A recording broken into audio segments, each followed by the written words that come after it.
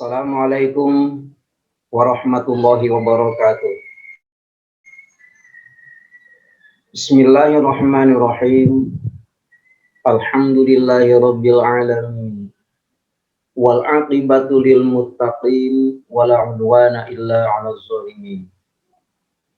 Wassalatu wassalamu ala asyrafil anbiya'i wal mursalin Sayyidina Muhammadin wa ala alihi wa sahbihi ajma'in. Ilahi anta maksudi waridhoka matlubi a'tini mahabbataka wa ma'rifataka.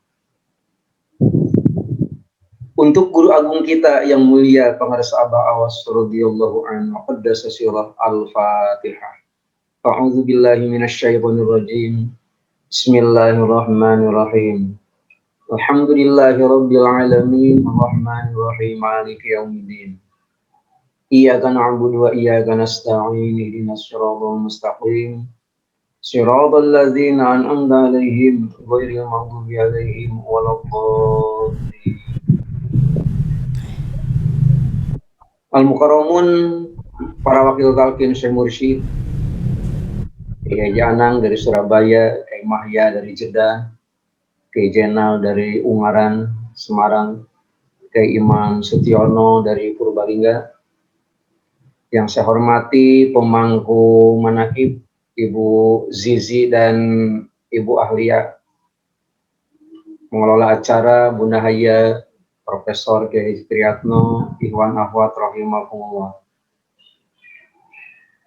Sangat menarik apa yang disampaikan oleh Profesor Triyatno tentang dunia itu hanya merupakan tipuan belaka.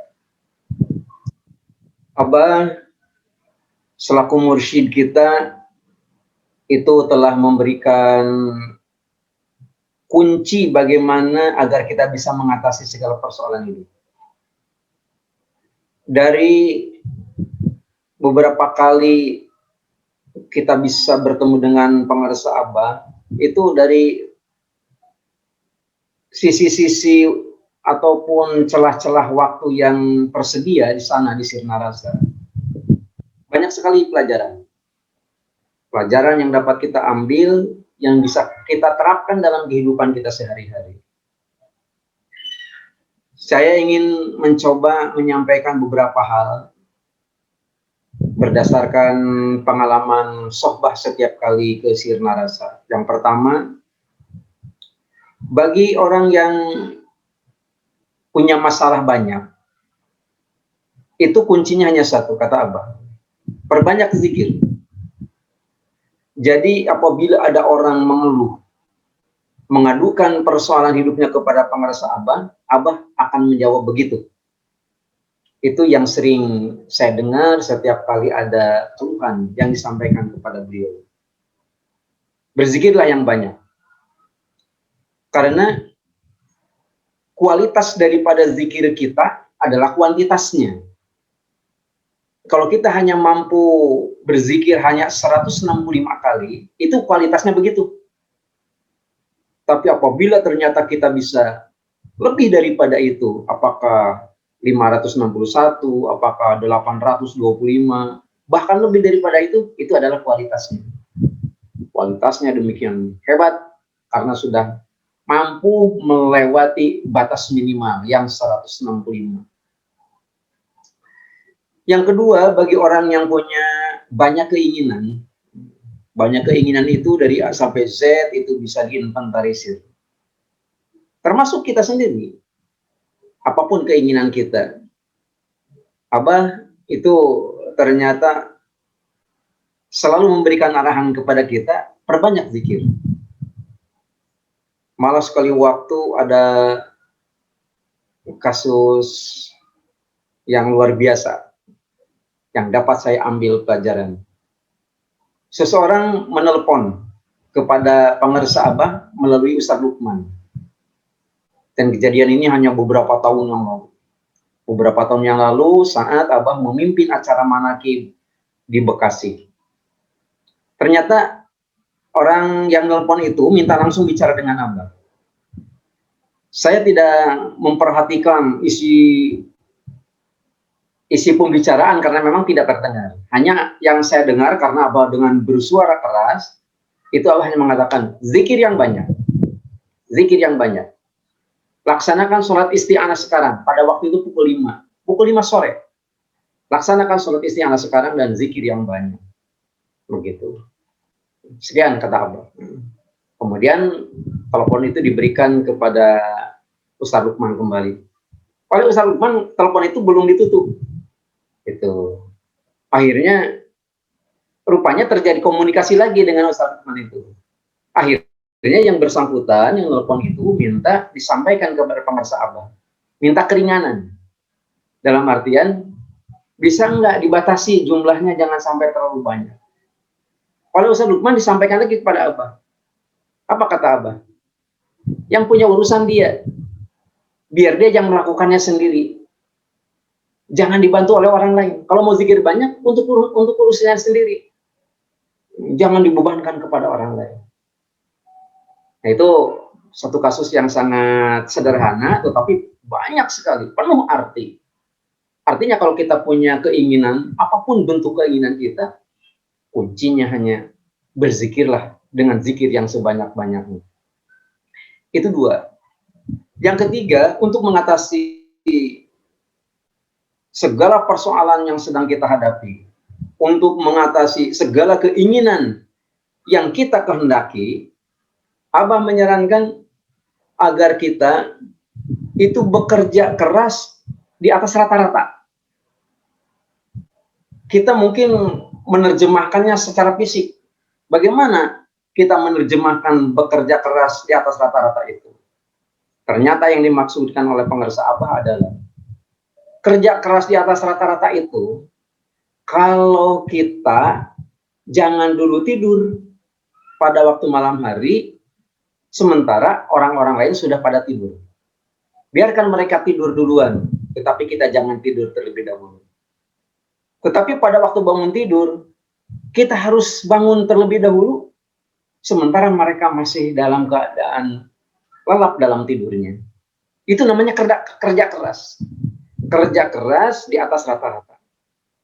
Makanya karena ini merupakan ajaran dari pengersa Abah, dan Abah sudah memulai dari dulu, otomatis bisa itu karena biasa.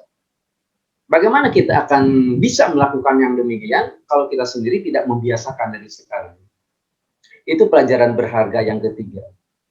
Yang keempat adalah, kalau kita ingin bisa berdiri, kita ini harus bisa duduk lama.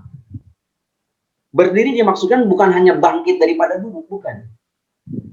Yang dimaksudkan, kalau kita ingin bisa berdiri, artinya kalau kita punya rencana, kita punya bisnis, kita punya usaha, kita punya aktivitas yang sangat dibutuhkan oleh masyarakat, itu kuncinya hanya satu.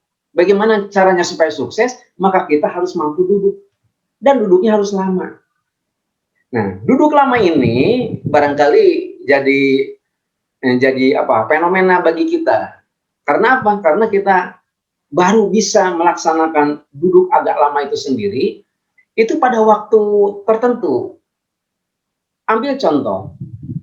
Abah mengatakan bahwa apabila kita melaksanakan sholat, kisaran antara maghrib dengan isya, datang sebelum maghrib, kemudian kita melaksanakan qobliyah maghrib, kita melaksanakan sholat maghrib, kita melaksanakan zikir sekurang-kurangnya 165, dilanjutkan dengan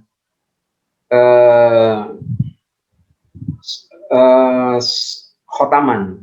Setelah khotaman kita lanjutkan dengan sholat-sholat sunat, ba'diyah, sholat sunat awabin, sholat sunat taubah, sholat sunat birrul walidain, hibzil iman, ditutup dengan sholat sunat syukur nikmat. Selang 5-10 menit menjelang isya, kemudian kita baca sholawat Bani Hashim. Kemudian setelah itu datang waktu isya, laksanakan sholat sunnah qobliyah, laksanakan sholat isya 4 rakaat, diteruskan dengan ba'diyah isya sambil duduk, zikir paling tidak 165, diteruskan dengan melaksanakan sholat lidapil balak, dan ditutup dengan sholat dan ditutup dengan khotaman isya. Itu apabila dilaksanakan tanggal 1 sampai dengan tanggal 20. 20 sampai 29 atau 30, maka tidak ilbala dan khataman ditiadakan, diganti dengan sholat sunat syukur Lailatul Qadar. Apabila itu kita lakukan, maka itu nilainya setara dengan ibadah selama 12 tahun tanpa cacat. Itu kata Abah. Tetapi kita tidak memasukkan aktivitas lain rentang waktu tersebut. Kalau kita kan tidak bisa begitu. Setelah saya melaksanakan sholat sunat syukur nikmat, ada 5-10 menit sebelum datangnya waktu Isya, kita sempat melakukan apapun. Main HP lah, kemudian ada yang ikut makan dulu dan sebagainya. Itu sebenarnya tidak mencukupi persyaratan itu. Nah, jadi bagaimana caranya kita supaya bisa duduk? Kita mengikuti aturan main yang disampaikan oleh Abah. Sebelum datangnya waktu subuh, 1 jam sebelumnya, Abah itu sudah ada di atas sajadah. Gitu. Pukul 3 saja, Abah sudah ada di atas sajadah. Bukan mulai aktivitas sholat malam, bukan. Sholat malam itu sudah selesai dilaksanakan. Tetapi pukul 3 sampai datangnya waktu subuh, Abah itu melaksanakan amaliyah duduk, sambil duduk di atas sajadah. Gitu. Yang terakhir, hasil daripada kita sering bertemu dengan pengusaha Abah mengatakan pakai bahasa Sunda, lamun orang hayang boga perah, maka orang kudu merih. Kalau kita pengen punya bisa itu bisa ular gitu ya. Pengen punya kekuatan, pengen punya power, maka kita itu sendiri harus mampu untuk melakukan riyadhah. Riyadhah itu sendiri banyak sesuai dengan kebutuhan kita. Dan kita tidak diminta untuk melakukan riyadhah apapun kecuali atas izin pengusaha Abah. Riyadhah banyak. Ada yang diminta oleh pengusaha Abah untuk tidak tidur pada waktu malam Senin, pada waktu malam Kamis. Ada yang harus berpuasa pada hari Selasa, Rabu, Kamis, sementara malam Jumatnya tidak tidur, kemudian melakukan itu adalah riyadhah. Nah, riyadhah itu sendiri itu dilakukan atas seizin yang mulia pengusaha Abah. Kalau dulu orang itu sendiri melaksanakan riyadhah biasanya di tempat-tempat yang sepi, jauh dari keramaian, maka Abah menerjemahkan bahwa riyadhah untuk saat ini tidak perlu untuk mendatangi tempat-tempat sepi, tapi justru kita diuji riyadhah itu sendiri tempat-tempat yang ramai. Apakah kita terpengaruh amaliyah kita itu sendiri dengan hiruk pikuknya lingkungan di sekitar kita? Apabila kita tidak terpengaruh, maka riyadhah itu berhasil dan kita pun akan mempunyai wibawa. Itu yang dikatakan sebagai perah, itu yang dikatakan sebagai bisa ular. Ikhwan rahimakumullah, itu saja yang dapat saya sampaikan. Mudah-mudahan bermanfaat, kurang lebihnya mohon maaf. Assalamualaikum Abah, Assalamualaikum Umi. Mudah-mudahan keberkahan selalu terlimpah kepada kami. Assalamualaikum warahmatullahi wabarakatuh.